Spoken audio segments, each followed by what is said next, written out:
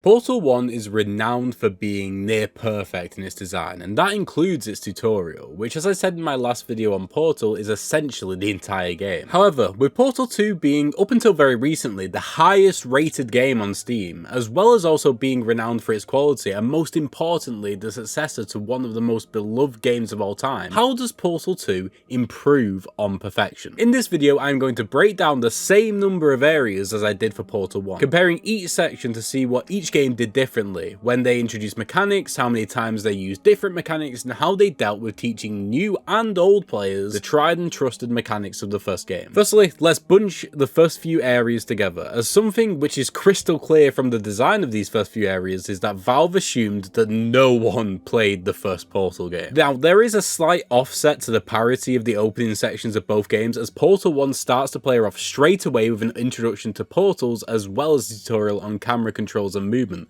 whilst Portal 2 has a more cinematic set piece where the player is introduced to camera controls and movement, and Wheatley of course, but no portals. Once the player lands in the original starting area of the first game, but this time in Portal 2, the player waits 60 seconds and proceeds to the next room via two portals which have opened for them, and then they place a cube on a button teaching them about picking up objects and the cause and effect of placing weighted cubes on buttons, which is that they open doors. Next we move on to the first difference in the starting areas. Both areas teach the player that portals can be placed on different surfaces, and entering and exiting them at different points in space results in different outcomes. They also teach the player that you can take cubes through portals. However, in Portal 2, they bring way forward the button mechanic, which the player doesn't even come across until much later in Portal 1, and allows the player to change the location of portals at the press of a button. Not only does this concisely teach a pretty basic mechanic earlier, so it can be used earlier, but it's also a nice quality of life change too. Next we move on to a very different looking but functionally the same area, which is where the player gets the portal gun and are taught to create an entrance with the portal. Same with the next area. Players are taught how to create entrances but also create exits, which is the same in both games at this point. The next area is also completely the same between games, with the player learning they can move cubes through portals without touching them. And then we come into the final area, which is exactly the same between games. The player must combine everything they've learned so far to complete this puzzle,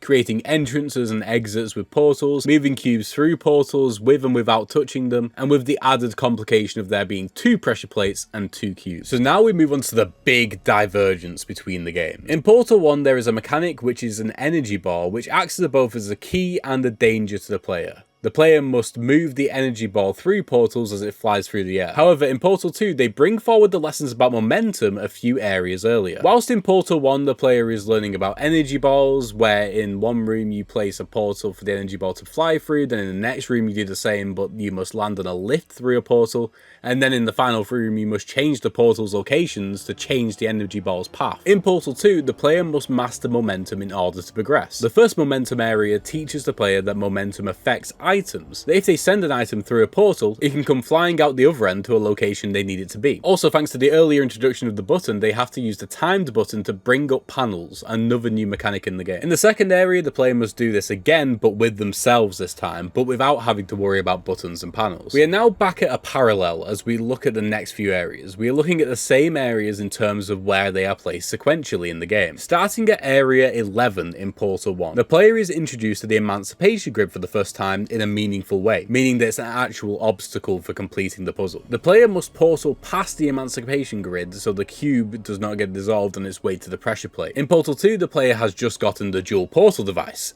meaning they can shoot both blue and orange portals. In Portal 2, the area continues on, forcing the player to place multiple blue and orange portals in sequence to traverse through the area. Now, this is a very important lesson, specifically for Portal 2, as once you get into old Aperture, just traversing around the facility takes up so much playtime. So getting the player used to this style of gameplay early on is important to do. In area 12 in Portal 1, the player is finally taught about momentum, though without the use of items. The player must simply fling themselves 3 times in order to progress. But in area 12 in Portal 2, the player is introduced to this game's version of the energy ball, the laser. Now this is very obviously a straight swap in terms of mechanics, as the room where the player learns about lasers is the exact same as the first game. It's just lasers instead of an energy ball. Now in the final area we're going to cover, Area 13, in Portal 1 the player must combine all lessons about portals, entrances and exits, energy balls, lifts, and tackle the introduction of a timed button in order to get to the dual portal device, which is done 2 areas earlier in Portal 2, despite Portal starting off much quicker than Portal 2. In the final area of Portal 2 that we're going to cover, again Area 13,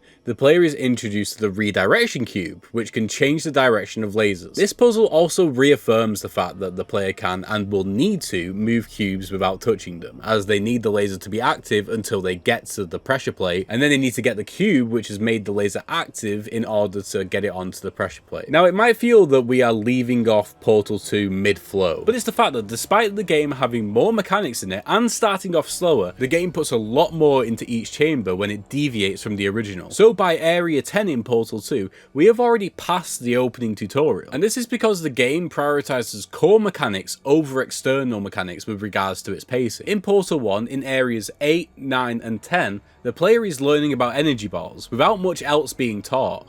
In Portal 2, what is essentially the same mechanic, the lasers, isn't taught until after what is deemed as the opening tutorial, before the dual portal device. Instead, the game teaches the player in these moments about momentum, but it introduces extra lessons within these moments, like items being affected by momentum, and introducing a brand new mechanic like the panels. Additionally, the game time of both tutorials is actually roughly the same, but Portal 2 adds about 5 minutes of almost pure storytelling into the mix, further illustrating how Valve have tightened up the tutorial for the sequel. Now, overall, there isn't much difference between the 2 tutorials. It isn't like the player is getting a crazy different experience, but this is what they are getting. The player is getting more to learn in a shorter amount of time, with more focus on the core mechanics, leaving the most external mechanics until after the player has the dual portal device, which for me is a great example of how a sequel can improve on its predecessor with regards to onboarding. Don't reinvent, just restructure and cut out the fat. Thanks for watching, don't forget to subscribe and tune in next week for another entry into the game design library. And keep on keeping on.